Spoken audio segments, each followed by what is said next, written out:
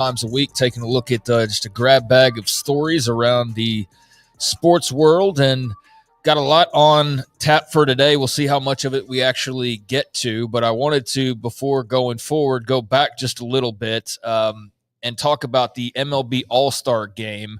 Not so much the ratings for it, which were apparently down a little bit, but they still had over 7 million people, so it was far and away still the most popular All-Star Game. It remains that, and that didn't change, although some things did change, like the wearing of uniforms. I don't know how much you guys paid attention to that, but they brought back everybody wearing their own uniforms. So if you're a Padre, you're in a Padres jersey instead of National League, the vague whatever colors they decide based on what city they're in.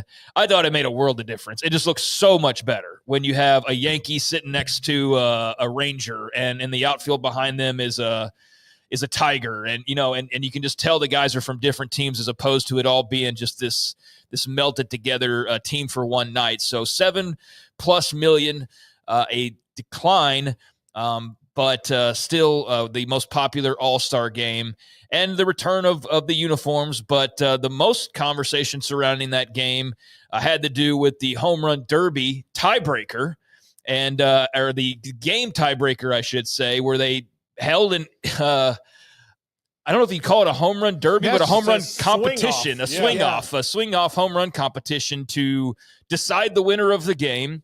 And, I was wondering at first initially, because I hadn't paid super close attention beforehand. I just didn't think we'd be getting to the point of where there was a tie, or I don't know, just never paid close attention to it. But I was wondering, how are they going to do this if it's you getting 10 pitches or whatever? But the way they did is you get your cuts and you get nothing more. You can't just stand up there all night and you get your cuts and you can hit, a maximum of 3 home runs? Yep.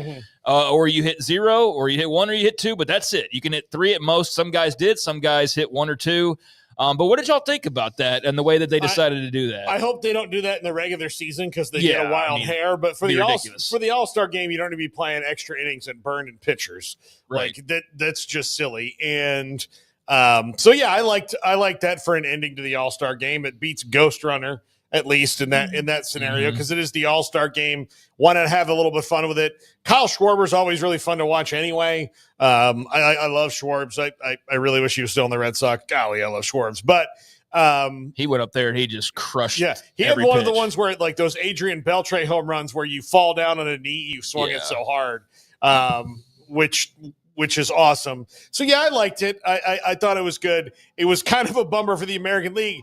So when they had to pick their guys, Aaron Boone was kind of left with 2 power hitters, and then Jonathan Aranda from the Rays, who is an excellent contact hitter, but he's got 8 home runs. He's a first baseman, but that was his best shot at a power hitter, and that was kind of bummer. And so everybody's like, well, why didn't he pick somebody else who would have been better at that? Well, they are professional athletes, and not thinking it's going to go to that point. If you get pulled in the second inning, a lot of times they get dressed and go to the airport. Absolutely. And they just left. So they weren't even at the stadium anymore. They were on a plane back home. And so that was a bit of a problem. I think they should make them stay, but tradition is tradition. I want to know this, though. Now during even regular season games, if the game goes past the 10th inning, they start putting a guy on second base. I mean, I don't like that during the regular season. I like this for the All-Star Game, because you don't want this to go. Wasn't there an All-Star Game that went 17 innings? Isn't that what created this at some point? Mm-hmm. But I love the uniform situation. Yeah, I mean, I don't know about the runner on second thing. That's a completely different deal. Well, what is that rule? During the regular season. I mean, it's the extra innings ghost runner rule. Yeah, I mean, put him on second. Yeah, I mean, that's a totally different thing from the home run swing off. But I mean, they're obviously trying some new things in baseball, and this was one of those. And so, like I said, a little over 7 million viewers. It's lowest rated on record, but it's still the best All-Star Game, as I mentioned. So I don't care so long as the sport's healthy what the ratings really are. But did have that number coming in, and a lot of talk afterwards. And I guess just the the incessant need to pick apart everything of like, well, why didn't they force the guys to stay? It's like, because they weren't thinking this was going to be a big deal. And like, well, we better make sure Aaron Judge's plane leaves later so that if we have to go to extra innings, it's the All-Star game. It's not to be taken super seriously. But I think that they found a fun way to put a capper on it as opposed to going like they did years ago to whatever amount that number of innings was. That was just ridiculous when they couldn't find a way to end the game. So I thought it was cool for that. But yeah, you're not gonna do that in the regular season by any stretch of the imagination. Although I'm sure there's probably some people who kind of dug that.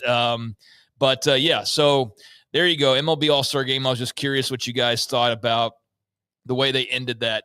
Meanwhile, if you are a college football pregame show fan, you got some interesting news the last couple of days. It's now official today, and that is that Fox and their Big Noon Kickoff has made a big move as far as the personalities that will be on their show. We know that College Game Day is going to be bidding adieu to Lee Corso here. They brought on Pat McAfee. He injected some of that youth into their programming, and that capturing of the young audience is what I guess everybody's after. I realize I see that more often. I realize I've aged out of that group they're going after now at this point. So I'm not the target audience anymore. So when I see things, I just have to realize that. But Pat McAfee to ESPN last year was a big deal. And so Fox, with their Big Noon Kickoff, after rumors yesterday were flying left and right, have officially made it known that they are going to be working in partnership with Barstool Sports. And in particular, when it comes to Big Noon Kickoff, they will have, I guess, what was previously Barstool's pregame show that they did on like YouTube and whatever is now going to air like at first in the morning, and then on their digital platforms. Mm-hmm. So you can still watch that. That's not going to go anywhere. And Fox will, I guess, host it and everything else. But then it will be followed by your Big Noon Kickoff regular panel that features, among others, Urban Meyer. But now it's also going to feature Stool Presidente, Barstool Sports founder and owner Dave Portnoy is officially going to be on Big Noon Kickoff. There was talk about it. He denied it yesterday, but I guess it was just to keep it under wraps for a few hours more, but went on X earlier today and confirmed the news that he will be joining Urban Meyer and Matt Leinart and Mark Ingram and Brady Quinn and Rob Stone, who's the host, as well as Chris Fallica, a.k.a. the Bear, who used to be on Game Day. That is the team he will be joining. And, it's an interesting move by Fox Sports, who clearly is trying to go younger and trying to get as much audience as they can for their pregame show. And so you get Pat McAfee, we're going to go get Dave Portnoy and the rest of the Barstool gang. And there's still details coming out as far as who's going to be involved and to what extent. And, I see a lot of people when it comes to Big Cat or PFT commenter, they're more popular personalities. Like, how involved will those folks be? I think that's all still being ironed out. But yeah, there's some pretty strong opinions on this move. There's a lot of the college football crowd that's probably skews older that says, well, I didn't watch anyways, I'm not watching now, or I did watch, but now I'm not watching. And then I'd imagine there's probably a lot of younger people that are like, well, I never watched before, but now I'm watching, and that's what they're after. Mm-hmm. So, yeah, Dave Portnoy and Barstool will be a part of Big Noon Kickoff and also Fox Sports in various ways as part of a partnership moving forward for the next 3 years, I believe is what they said the length of the deal was. Eyeballs. Yeah. There may be some turned off by it like there is with McAfee, but they are looking for those two guys and what they bring to the table with how many they have as followers. Bottom line. Yeah,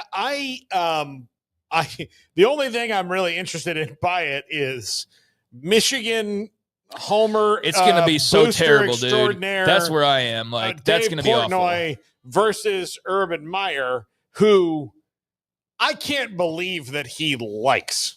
Like, I mean, or wants to like sit next to him and not. Well, maybe nobody wants to sit next to Urban Meyer. Yeah, I know that. No, that's what I'm saying. Like, my point is like, he's going to be there. Yeah. If I were Urban Meyer, I'd be a little bit like nervous about some of the things that Portnoy is going to try to pull on me, which, I'll watch those clips when they come on, but as long as Urban's on that show, I'm not going to watch it. So, but I do think that it's interesting. And look, I'm one of these guys that like, I like some of the things that they do. I don't like some of the things that they do. I think they could be smarter or deeper at their college football than kind of just on the surface like they are. But look, to each their own. Yeah, I mean, it's like somebody said yesterday, Fox Sports has no original ideas, and I think this is just an example of exactly that, of like, oh, McAfee's over there? Well, let's go get the closest thing to it and get Dave Portnoy, who hired McAfee to his original media job at Barstool and started his career in media. But yeah, that's going to be the big new addition. So I think everybody who knows and has seen much of Portnoy knows what a Michigan homer he is, and how that's going to be a really interesting dynamic between he and Urban in particular, because he's going to take jabs, and it's just a matter of how play along is Urban when it comes down to it. Is it like Saban and McAfee originally? Or, do they kind of warm up to each other? I think people will tune in probably early on to see that. But if he goes like overboard Twitter guy, blowhard Michigan guy, that's going to turn a lot of people away. He's going to want to rate pizzas. Yeah. I mean, if he does that, that's why most people like him, is stuff like that. That'd be fine. I think if you did like the best pizza, there's a segment idea. You do the best pizza in every town you're in. He's probably already done in most places. Then yeah, that'd be super popular. But if he's in there and he's just talking crap to Urban, and it's just Michigan, Ohio State all the time, you'll have those two massive fan bases, but I think a lot of people will check out. So there's a fine line to ride there, but it will bring interest, and people will be talking about it. Urban Meyer. Now think about these schools that are represented on these two shows. Urban Meyer, Ohio State and Florida. Mark Ingram, Alabama. Leinart, USC. Portnoy, Michigan. Herbie, Ohio State. Desmond Howard, Michigan. Brady Quinn, Notre Dame. And then McAfee, West Virginia. Yeah. It needs somebody who went to, like, for example, Southern Illinois to be one of these game day people. But I would like that. I just think there's too many people on the set for both shows in some cases. That's what I think. First and foremost, is like it doesn't need to get more crowded. But I am not a religious watcher of those shows to begin with. I watched College Game Day when I was growing up, but with our schedule, and maybe that changes this year because our schedule is going to be much different on a Saturday. But I didn't really feel like I had the time because I slept as far as I could coming off of a high school game the night before, and then depending on when our pregame show was. So I normally slept through it or got up and it was halfway through and I didn't pay much attention to it. I know a lot of people are put off by this and say they won't watch it, but we'll see what happens. Fox Sports and Barstool, though, inking a deal. And college football-wise, it will have an impact on Big Noon Kickoff. So. Yeah, they used to just have three guys. It was just – whoever the host was, whether it was Brando or Fowler, and this is not for Reese Davis. When Reese Davis came in, they'd already expanded the cast. Lee Corso, Craig James, or Bino, and that there was three guys, and then it was Fowler, Herb Street, and Corso for the longest time. Which was fine. It was just fine. Yep. But now all these pregame shows. Cable news loves to just stuff a room. Well, if it's going to be like that, then here pretty soon there's going to be 12 people on the panel. If you go back and watch the Chuck Todd interview, I asked him about was it better being on network television than on election night than that, and he's like, "Oh, those things." He's like, "They could never get me into one of them." He's like, "I would do like a hit where it was just me going on to MSNBC and talking about it, but." I don't understand he goes, I don't know how you can make it work with people sitting on risers. Like, you don't need 20 people. There's three of us in the room. We cover it. Like, we got it.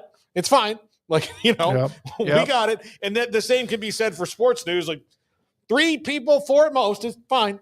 Yeah. I don't know who would recommend that.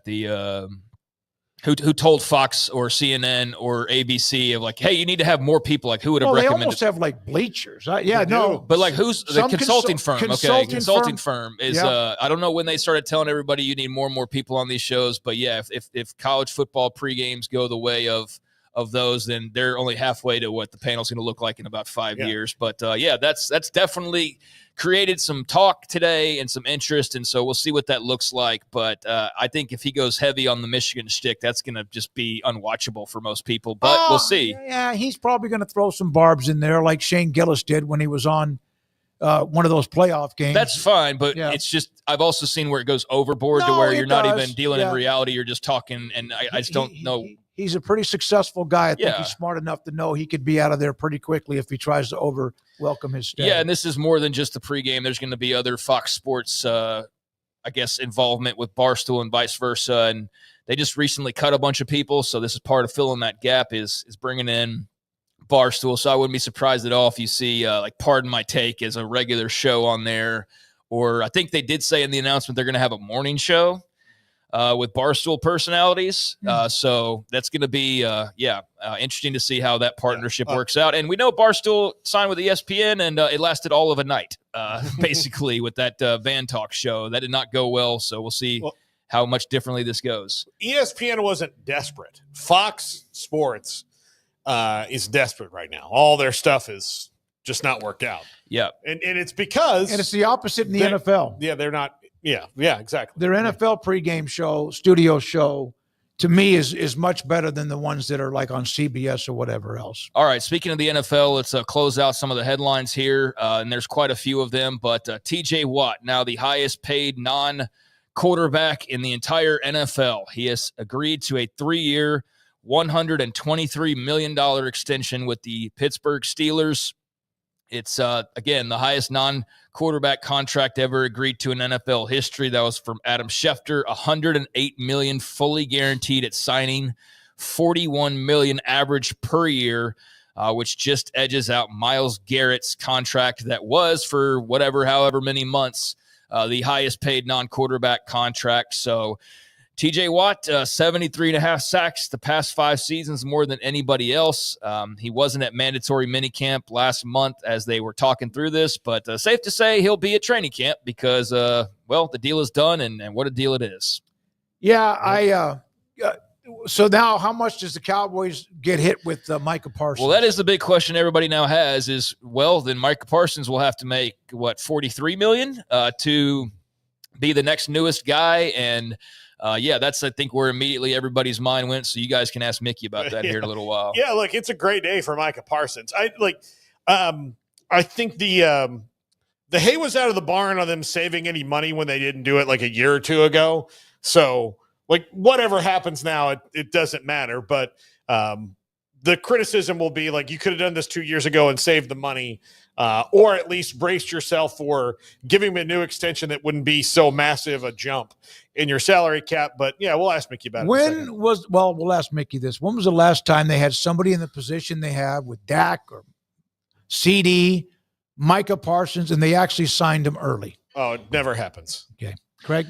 Meanwhile, Von Miller is joining the Washington Commanders on a 1-year deal. 36-year-old's been with Buffalo the past 3 seasons.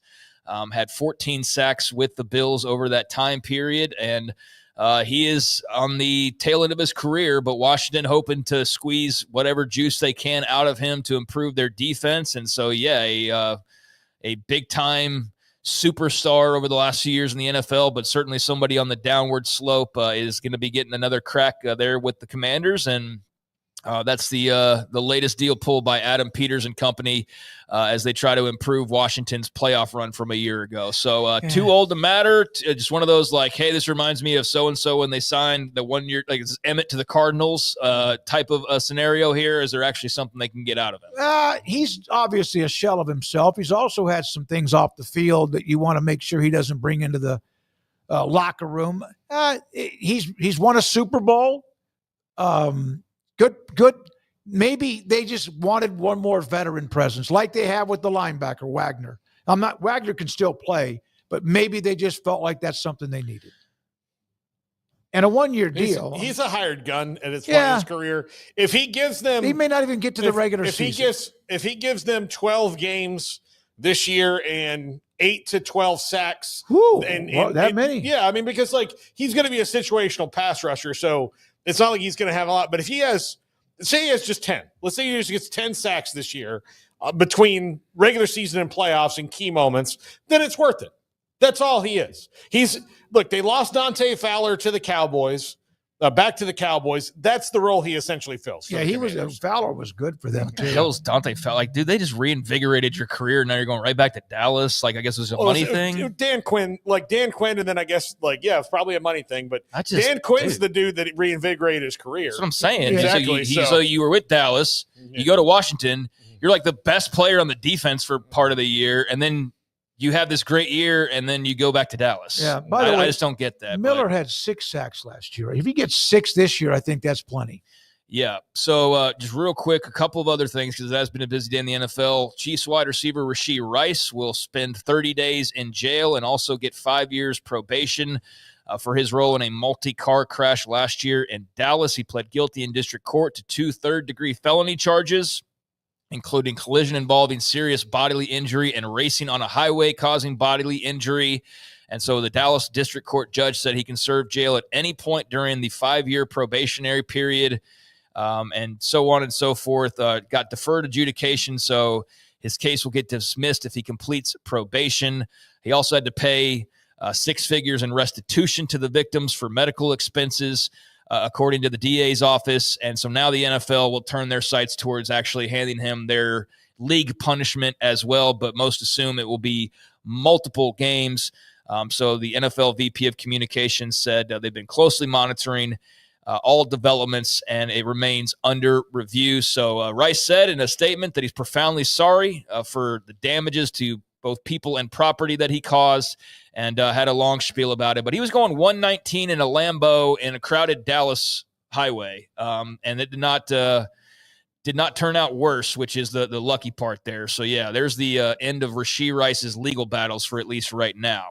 And he will go back to being a star for the Chiefs, I'm sure, as soon as that suspension's up. Help me with my brain lock. Did he get suspended at all last year? No, because it was pending. Okay. They didn't know what they were suspending. So far, he's basically gotten away with an unbelievable amount. He'll be suspended, I'm sure, in the next month. 3 to 4 games, 4 games, 6 games? I think 6. Okay. I think 6. And final couple things here. I did want to make mention for our UCF fans out there. RJ Harvey has agreed on a 4-year, $7.36 million rookie deal with the Denver Broncos. So as a lot of draft picks are still winding up their negotiations, RJ Harvey, the former UCF star, is now locked in with the Broncos. I'm excited to see what he could do there. And we'll be hearing from Mickey Spagnola of DallasCowboys.com in just a little while. So this also ties into the Cowboys. Trayvon Diggs has been fined $500,000 by the Cowboys for not rehabbing with the team in